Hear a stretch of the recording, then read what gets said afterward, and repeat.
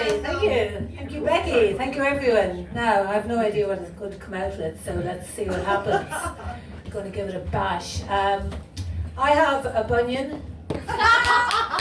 Slay. I've had my bunion since I was 6 years of age. Now, bunions are for grannies, right? What the hell was I doing with the bunion at 6, right? For anyone who doesn't know what a bunion is, it's when you're walking straight ahead, but your big toe has already taken the ride. So, I got knocked down, and, I'm a kind of a glass half full type of person, because I got knocked down by an ambulance. So, the ambulance was on the scene, which was very handy. So they brought me to hospital, and I was in a coma for a couple of months. And when I came out of the coma, my mother went, no, you're grand, go back to sleep, we're not there yet.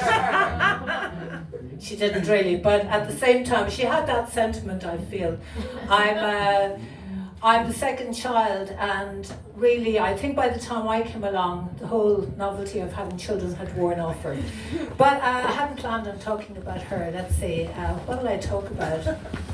I remember life pre-internet.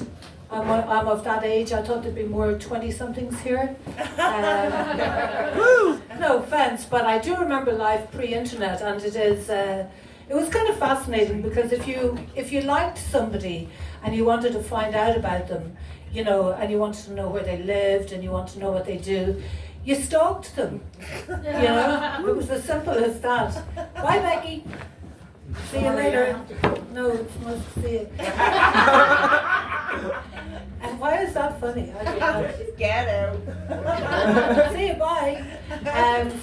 So pre-internet, when I was in my 20s, when I went to college, I developed a kind of an eating disorder, which, because I had a bit of body dysmorphia, because I had an uncle who, I'll never forget, he came down when I was 16. I was only kind of burgeoning into a woman. And he took one look at me and he went, Jesus Christ, you've got so fat. Even your arms have got fat. They hadn't. But I think he preferred me when I was 10. But I developed an eating disorder as a result. When I was in college, I became bulimic. Sure, look, there's no point in bringing all that up again.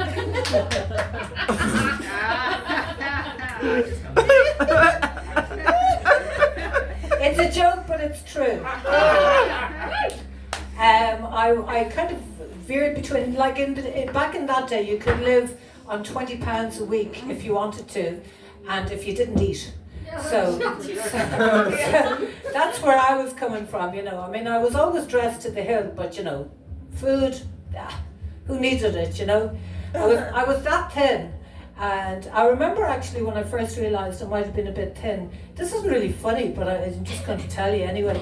I was walking, it all began when I had to do mechanical engineering in college, right? Like, what the fuck? 17, you're an engineer? Yeah, mechanical engineer. A mechanical engineer? Well, I'm a mechanical engineer, so... I guess, I mean, I am in theory. I got qualified and, got first class honours, except they demoted me because I was never in college. Because I have an awful brain, you see, I'm damaged. It was during the accident, I squashed my foot and damaged my brain. After the accident, I came out speaking in tongues. I was drawing galaxies on the walls, and my mother was like, what the fuck are you doing? Would you just, disappear, But anyway, no, she didn't say that. But I did draw a big galaxy out of. I didn't know it was a galaxy at the time. I picked up this red marker, and the whole house had just been re-wallpapered, and I just had to do it. I started here with a dot, and I knew I was heading for trouble, but I just started to go. And it just started to get bigger and bigger and bigger, and I ended up with this huge, which is actually an Archimedes spiral, but I didn't know that at the time. All over the wall. Now, to give my mother credit, she never hit me for it. I don't know why. So, But where was I with mechanical engineering? Oh yeah, I mean I was surrounded by spanners, you know. And I'm not talking about the tools. No pun intended. No offense, I mean. No, I mean, I really, can I tell you like the very first job I had? Okay, it was with a company called IBM in England. Do you have heard of them? Because they're kind of, well, they're still there. They made the machines in Auschwitz, actually, international business machines. They're German. That's what they were, and that was so I was working for them. I didn't realize I was working for like Nazis, but anyway. So the very first, I went into them in an interview and I said, I hate computers. This was a huge computer company. I hate computers. I don't want a job sitting by a computer all day. And they interviewed me 5 times, and then they hired me and put me by a computer all day, right? But the very first day they had to bring us to an induction class. And everyone had to go into this room like the office with the David Brent character in the centre beside a flip chart. And everyone in the room was over 40 except me. I was 22 years of age and Irish. They were all English. So they were like, oh, you just introduce yourselves. Give us a minute, you know, whatever you want to say. People would go, oh, my name is Andy. I'm married to Sandy. We have 2 children, Mandy and Dandy. We've got a hamster. It's called Gandy's. They're Randy. I was thinking, oh, Jesus, like, what am I going to say? What am I doing with these dorks? So it's like, what am I, you know, I went to college, I spent all day in bed, I spent all night playing Scrabble, smoked my head off, and Doug, like, it's not going to wing it.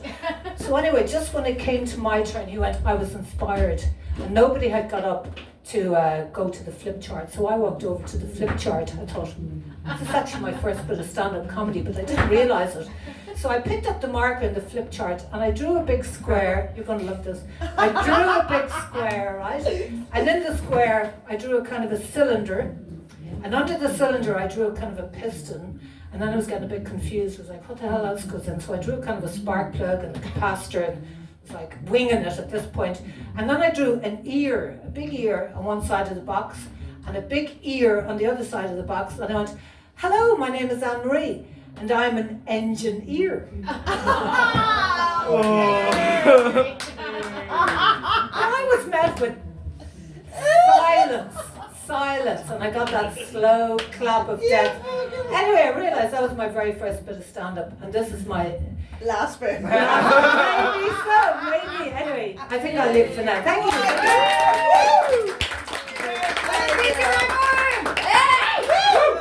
Does anyone work in like a corporation? Any big tech people? Anyone work in tech?